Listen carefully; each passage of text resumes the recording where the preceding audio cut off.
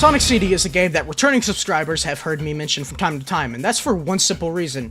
It is my favorite Sonic game. Why is it my favorite Sonic game? Well, that's gonna take a bit more than one simple reason to explain. And plus, we're getting ahead of ourselves. CD is a special game to me. I hold it in insanely high regards due to things like its visuals, incredibly in-depth level design. The very fundamentals of this game design strikes awe in me unlike any other Sonic game. There's very little Sonic games I can say all that about, but the fact is there are some I can say that about. So, why out of these games do I choose to select CD specifically? Well, it's pretty simple. Most people misunderstand it. It isn't universally liked or understood, and that's why I feel the need to single it out for a video. Now, I need to make it clear that I'm not Mr. Deep Philosophy. This is not going to be a comprehensive analysis of every single thing this game does, because number one, I don't got the budget or time for that. And number two, there's only so many things about this game I have words for. Certain positives about this game exist, and I haven't a proper way to describe them. So I'll simply leave them out. Now, if you want this ultimate comprehensive review, I recommend this video. It is 8 hours long on Sonic CD, and yes,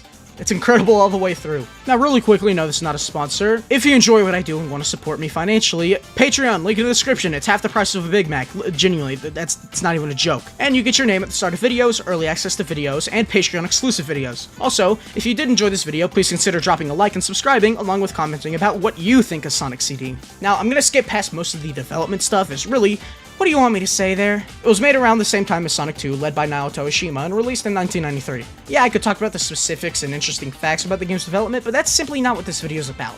So, where the hell to start? That's a problem I feel really unique about a video on CD specifically, because every single part of this game is intertwined with one another. You can't talk about the levels without talking about the music, and you can't talk about the music without talking about the aesthetics. I guess that's a pretty cool place to start, huh?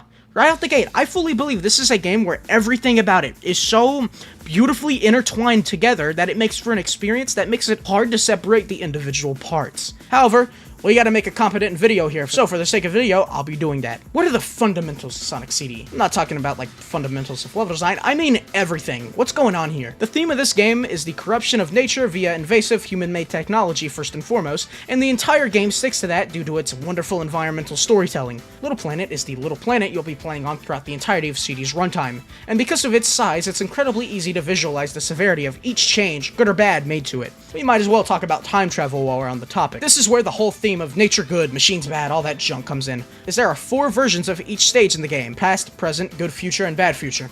The present is the normal default appearance of the stage, where said stage will take on a semi-neutral, leaning positively most of the time, appearance such as Palm Tree Panic is the easiest example. It's colorful, it's welcoming, it's peaceful, until you go to the future. Suddenly, the colorful greens and vivid blues now become bleak grays and cloudy skies. The hostility of the stage increases as well with a higher number of enemies and traps, making things harder for you. Everything is all metallic, corrupted by machinery, not meant to exist in a place like this. What happened? Well, all that can be explained when we go to the past. It's kind of beautiful going back to the past. Sure, things are more primitive and a bit more dull, but you know that eventually it becomes what it becomes in the present. Unfortunately, you then also know what's going to happen to it in the future. So, if you want to save it, within these past stages, you're going to have to locate a robot generator in each stage, which does take a wild guess. Upon destroying these, you can go back to the future and, my god, look at what you did! For helping the stage, it in turn helps you by rewarding you with a largely peaceful, majestic set of locales. Besides looking pretty, it also stays strong with its themes and what have you, as you'll notice that even though this is the good future, there's still machinery here. Technological advancements are inevitable and there's nothing we can do to stop it. However, this doesn't mean all technological advancements have to be bad. This good future of Palm Tree Panic shows us what the unification of machinery and nature could be, and how it could be a positive. How is CD misunderstood though? Yeah, I'm getting to it. You just want to listen to me talk about the infamous level design this game has. And I'm here to tell you, in full confidence though, it's amazing. First and foremost, this game's focus is on exploration. As I've said before, while you can just get to the end of the stage, your real objective is locating the robot generators in the past of each act. To do this, you'll be exploring these stages by utilizing Sonic's physics and the layout of the stage. The common misconception you'll see floating around is that CD's levels are just big obstacles that make traversal difficult. Well, that's simply untrue. These stages, by design, are working with you, not against you. The layout of these stages are built for experimentation, and they're giving you all the means necessary to experiment. It's just up to you to actually do it. Let's take the second game of the stage, Collision Chaos, for example. In this stage, the main type of objects you'll be seeing is those seen in prior casino levels, like bumpers, pinball flippers, etc. These objects are often seen as hazards due to their placement in stages like Casino Night and Spring Yard. Here, while some bumpers remain as hazards, a large majority of the time, they're there to help you, not mess you up. A top path will have a line of bumpers spread throughout that you can carefully bounce across to make it to the other side. They're not used as obstacles, they're used as platforms, but people don't see it like that. People see them as just another obstacle, and so what do they try to do? They try to brute force it. That is the single greatest flaw a player can have in Sonic CD. A brute force mindset. In an attempt to get back up on their feet and get through the level as fast as possible, ironically, they're only slowing themselves down. Methodical platforming and player expression is the name of the game here, and if you're in the Sonic 2 mindset of going forward most of the time without breaks, you're not going to get it. The whole time travel shtick is integral to player expression. To find a lot of these robot generators and pass signs, you're going to be exploring and thinking outside the box to do so. Rolling up a large hill at high speeds only to jump before the peak so you launch to the top left, finding a hidden path that you normally wouldn't have unless you decide to explore, and guess what? Experiment with Sonic's controls. The game doesn't reward you for holding forward all the time. In fact, it punishes you. This game doesn't want you to brute force its levels. It wants you thinking and treating these levels like vast playgrounds all built around Sonic and his controls.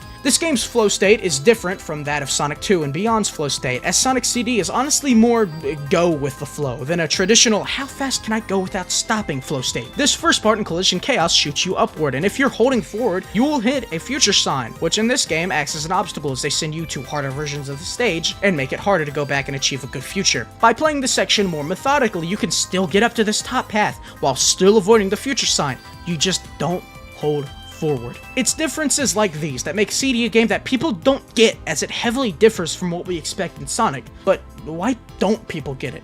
I mean, all it is adaptation. It's just adapting from game to game, a change in playstyle really, so why is it so hard for people to grasp that?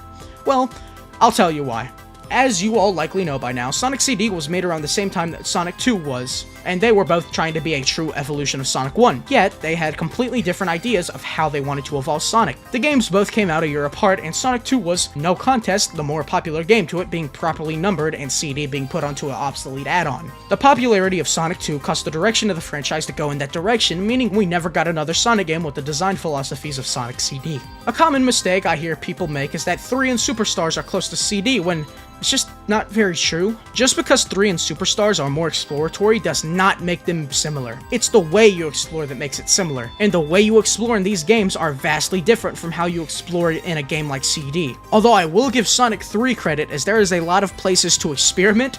I replayed the game recently and actually figured that out, and I was like, oh my god, that is a little close to CD, but as a whole, nah, it's still its own. CD is completely on its own. It is dissimilar to every single Sonic game ever made, with design philosophies only it has. This means when a Sonic fan picks it up, they're going to be confused on why they aren't constantly going forward and brute forcing everything. And I say that not being a dick. That's fine. That's just how Sonic games are, and that's not really a bad thing. Now, to put it out there, if you don't like CD, that is completely fine. I truly do not care. It's when I start hearing things like the level design sucks and it's the worst of the classics it's when I start raising an eye. These statements often come from people who didn't take the 10 minutes to understand what CD's supposed to be and didn't bother to give it a proper chance.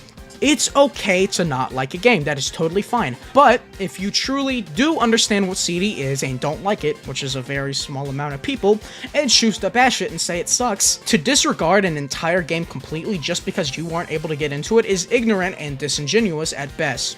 What happened to, I couldn't get into it, but I get why people like it. Why are people so quick to disregard a game's entire existence? It's just silly to me. Now, with all this said, this game does have flaws. 2 of them. Wacky Workbench and Metallic Madness are the 2 standouts as they sort of go against the rest of the game's design philosophies. Wacky Workbench has you constantly bouncing up to the top of the stage just to work your way back down a little until getting shot back up, rinse and repeat. It's a strange gimmick considering the whole point of these levels is that you shouldn't brute force them, and exploration is the key. Now, all of a sudden, exploration becomes largely pointless, and now it's faster to brute force your way most of the time than be methodical. While I still do like the stage, I definitely think it's the weakest out of all of them. I get why people outright do not like the stage, because unlike the rest of the stages, the gimmick of the stage is a hazard. The prior stages had gimmicks that were made to help you if you worked with them, like the bumpers in Collision Chaos that I mentioned earlier. The bouncy floor here does not help you whatsoever. Oh my god. It's a blatant obstacle that does nothing but hinder your progress. The other stage that I don't particularly care for is Metallic Madness. Now, I don't really care for it, as I find it to be rather boring and not very hard for a final level, but there's a much more interesting criticism I have with it that I'd like to discuss. This level, it's not very exploratory. It is a strangely linear stage for a whole game about exploration and what have you. There aren't many utilizations of Sonic's controls and moveset. None of that. It's like how Wacky Workbench took one of the main fundamentals of the game's design philosophy and just threw it out the window. Metallic Madness is doing the same thing here. However, what if I told you that here, it's kind of cool. Nothing can take away from what the stage actually is to play. It's kind of whatever. But there's a really cool reason for this, and it's probably intentional. The whole game has been about nature. Nature good, technology bad. The long and short of it. The stage, by nature, see what I did there? God, I'm so fucking funny! The stages, by nature, help you out. It's basically up to you to put out your hand and accept its help. Aside from what's-his-face, these stages are basically all exploratory. They have gimmicks made to help you, and when you're faced with the final stage, Metallic Madness, a fully technological nature nowhere in sight locale, none of that is here. Nothing here is made to help you. Exploration is at an all-time low. And while it may make for a pretty poor stage, thematically, I understand why it's like that and can at least appreciate it. Because hey, it's effective.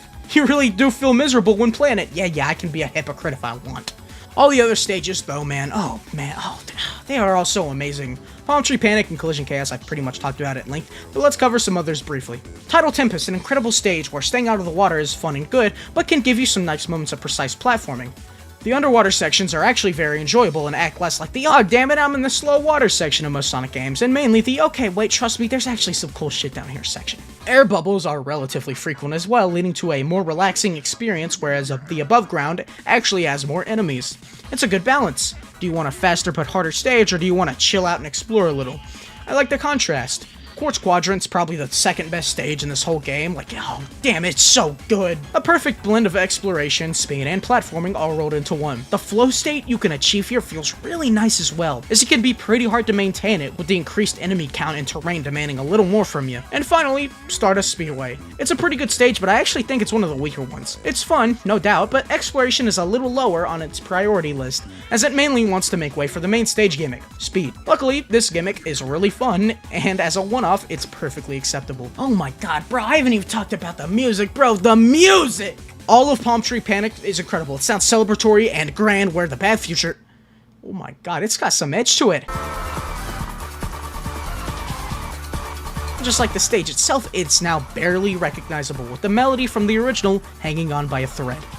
Collision Chaos just fucking slaps, dude. Oh my god, every snare hit sounds so impactful, and the way part of the melody usually lines up with the standard snare hit makes it have this nice little, nice little punch to it. Fucking love it. Tidal Tempest is so nice and calming. Yeah, I don't have much to say about it, it's just a good track. Stardust Speedway is the peak of this game's dance influence, with a present version that is so slept on because of the, more popular Metal Sonic Bad Future song. Quartz Quadrant is beautiful and serene, with the intro having this gorgeous drum roll. Wacky Workbench has a strangely beautiful Good Future sound, really sounding akin to a 90s pop song. Metallic Madness sounds intense. It feels like the culmination of chaos as this dark, foreboding tune plays with constant vocal samples that seem to constantly mock I'm just out of breath. Feels like the culmination of chaos as this dark, foreboding tune plays with constant vocal samples that seem to constantly mock or threaten Sonic, exclusively in the Bad Future. This is definitely the best soundtrack in the franchise, in my opinion, and I urge you to listen to it. It honestly hits harder during the game, so honestly, dude, just play the game. Oh yeah, the US soundtrack. It's not very good, but Tidal Tempest Good Future fucks hard. Listen to this real quick.